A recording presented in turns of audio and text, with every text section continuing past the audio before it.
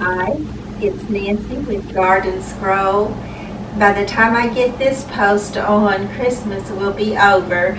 So that's a little bit hard to imagine right now because right now today is December the 16th and everybody is getting antsy and trying to get everything done for Christmas and hiding away presents and secrets and just hope that your Christmas was very merry and very happy and that you're looking forward to a wonderful new year. In our family, not only do we start Christmasing early, but we kind of Christmas right on through January because we have January birthdays and there's no need to stop before the after Christmas sales. So yes, we're a little bit overcome with Christmas, but that's okay. And if you've had some sadness or some sorrow, something you didn't really enjoy for Christmas, just remember this too shall pass, and those things that don't pass, God will walk with us through those times. He has a way. I can't tell you the way. I don't know the answers, but I know that God does for each of our individual lives. He knows exactly how to comfort, how to heal, how to help us move on and move forward. In the clip following this one, we're going to go back to December the 7th when I came home from the Miko Honey Festival and I got to bring home some coffee grounds from my niece's coffee shop.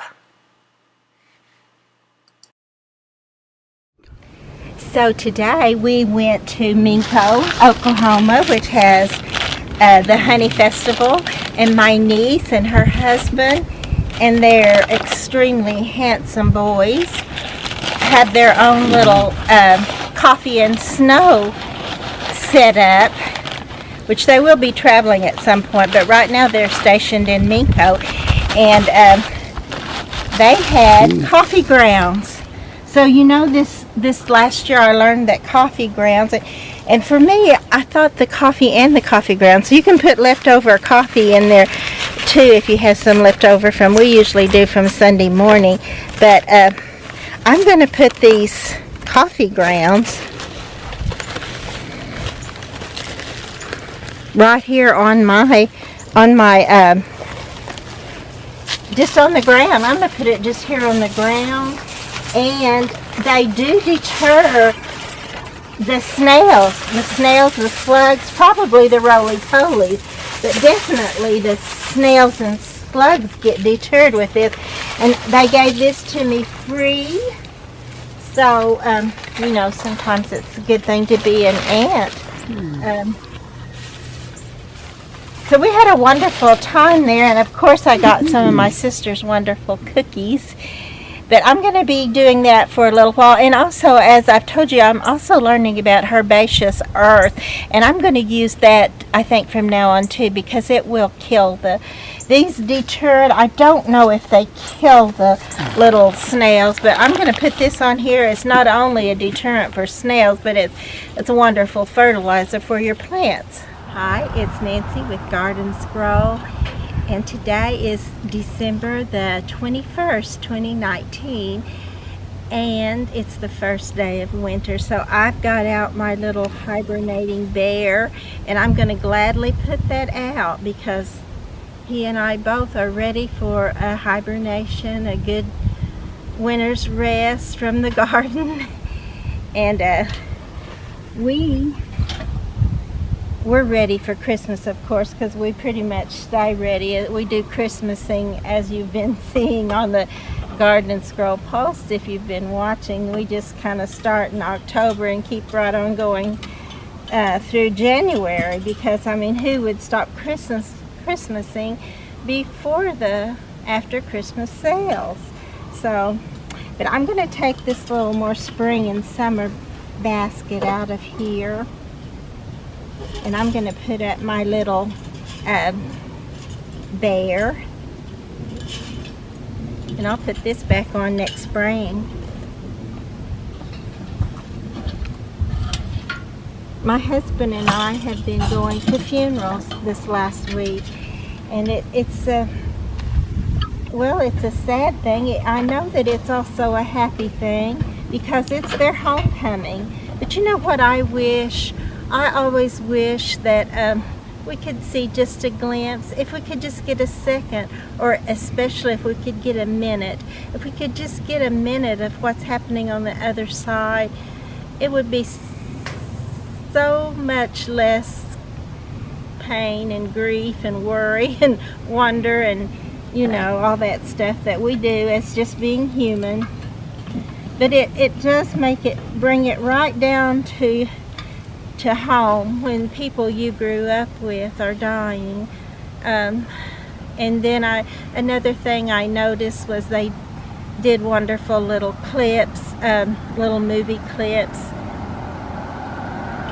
I'm going to let this car get by just a minute and I'll continue. But they do little movie clips of their lifetime, and they usually last somewhere around 15 minutes. And as wonderful as they are, because they are wonderful, I'm so glad we have those little moments that people can share with everybody, those moments of their loved one. But it's just wonderful to have that, but at the same time it makes it kind of sad to think your whole life story can be summed up in a little 15-minute movie clip.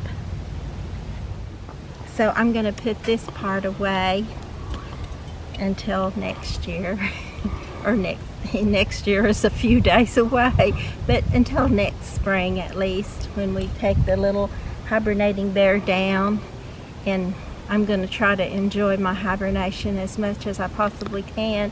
I was telling my husband at breakfast this morning that we have so much to do. I would be better off if I would just put it all on the back burner somewhere and let God take care of everything for me and just get some rest so I can go again. Because when you start feeling that overwhelmed feeling, that's basically what we all need to do.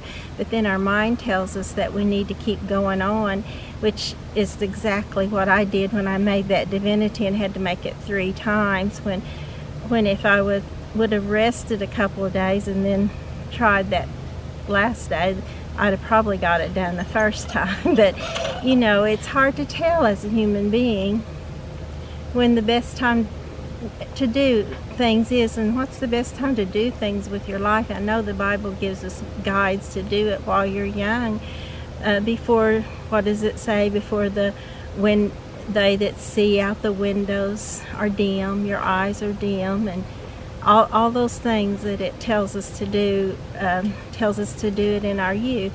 But lots of times in our youth we be like the prodigal son and squander it without any realization until we go through something horrible and realize we had it better off as a servant as long as we're in the Father's house than we did as a son or a son if we were far away and out from under the protection of the Father and doing things that's destroying ourselves, which sometimes we have to learn the hard way. That's just the way we are. God knows exactly how we are. And I was thinking also, when I was thinking about just that 15 or 20 minute little movie clip that shows wonderful things about a person's life, that not everybody in the congregation at the time of a funeral service knew that thing, and it's always nice to know it, or even if you do know it, to reflect on it again and remember that person. I remember that one of the people that we recently went to their funeral, I had felt so out of place at a church. I really felt not wanted there, and so I did leave the church, but I really wanted someone to miss me and ask me to come back. But no one did but this one person. And one time we saw each other at a school function, and he went all the way across the school auditorium, and when he came toward me I thought, oh no, he's going to hug me, and I didn't think I was going to like that. But when he enveloped me in his arms, it was wonderful. It was not a bad hug, it was a good hug. And he said, I miss you at church so much. And he was actually basically the only one that ever told me that. So, but I did move on to a different church where I do feel more needed and more welcome. So, I mean, sometimes the Lord does have us move, and sometimes we grow apart from other people to only grow back later on. And I was watching that in one of the little movies my husband and I recently watched, starring, is it James Farnsworth? Jim or James? I'm asking my photographer husband there. So, Jim Farnsworth. Richard Farnsworth. I knew that didn't sound right.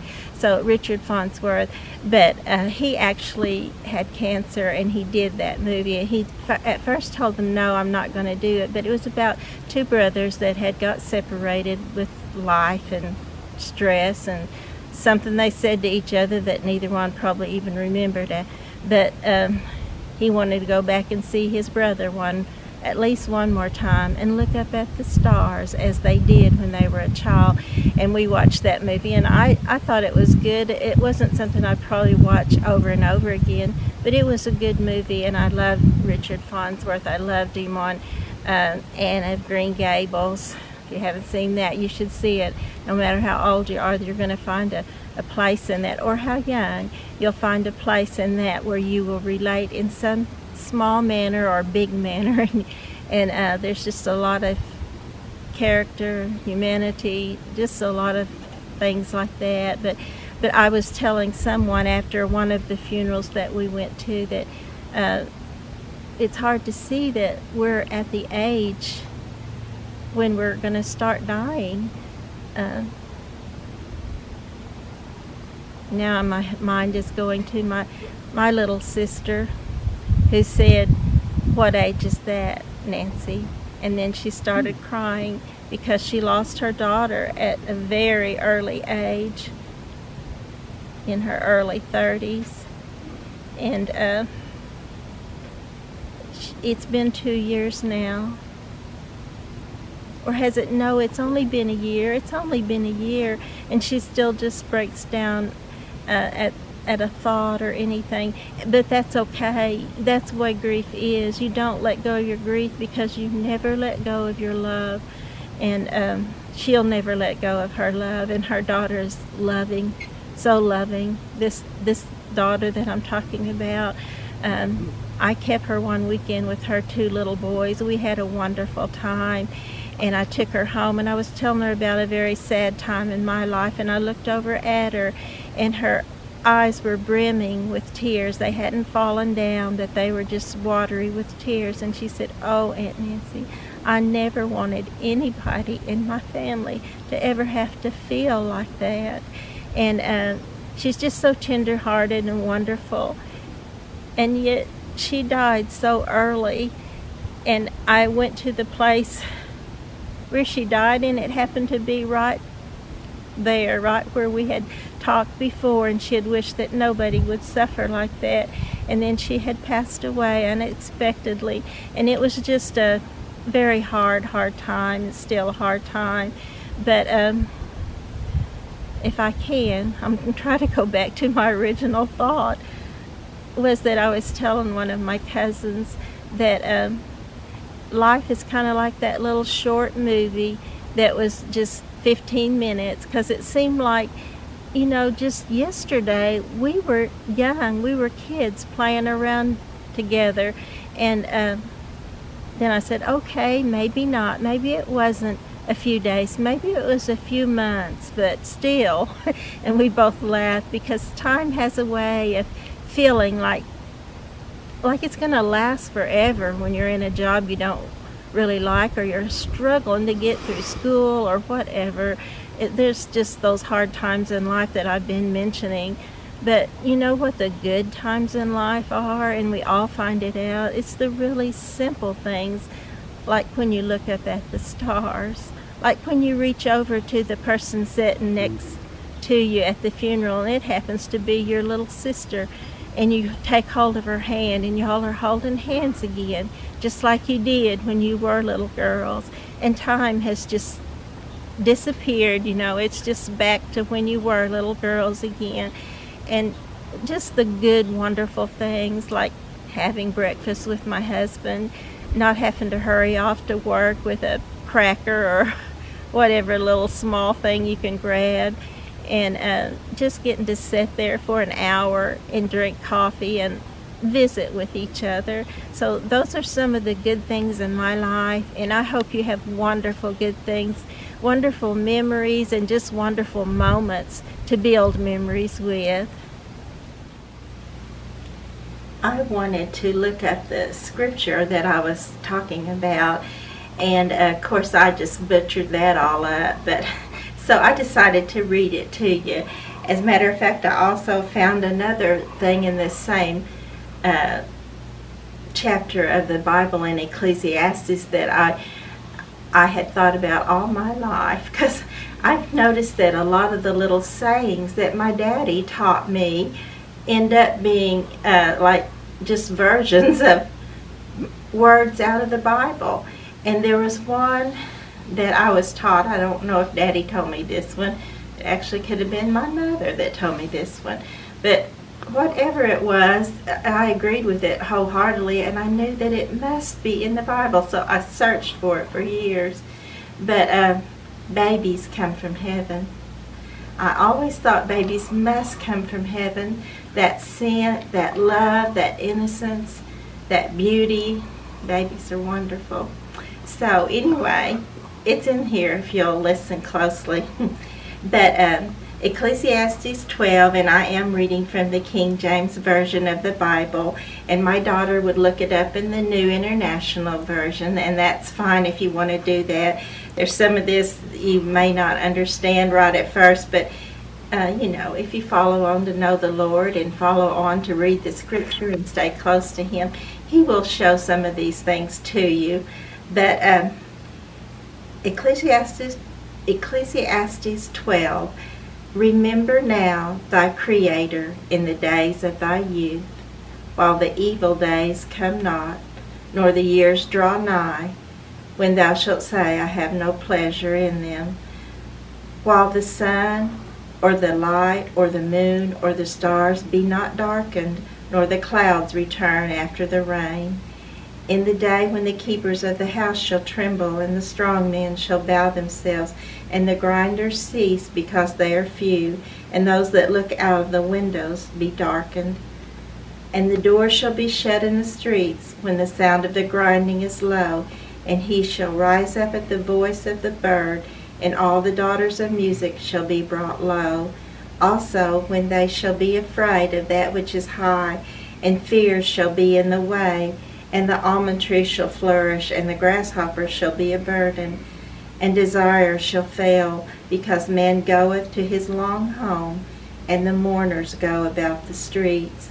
Or ever the silver cord be loosed, or the golden bowl be broken, or the pitcher be broken at the fountain, or the wheel broken at the cistern. Then shall the dust return to the earth as it was, and the spirit shall return unto God who gave it. Vanity of vanities, saith the preacher, all is vanity. And moreover, because the preacher was wise, he still taught the people knowledge. Yea, he gave a good heed, and sought out, and set in order many proverbs. The preacher sought to find out acceptable words, and that which was written was upright, even words of truth. The words of the wise are as goads, and as nails fastened by the masters of assemblies, which are given from one shepherd. And further, by these, my son, be admonished. Of making many books there is no end, and much study is a weariness of the flesh. Let us hear the conclusion of the whole matter. Fear God, and keep his commandments, for this is the whole duty of man. For God shall bring every work into judgment, and every secret thing, whether it be good or whether it be evil. Look, I'm watering my plants, or changing the water actually in the glasses, and look what I found. I just love it when they bloom inside and outside.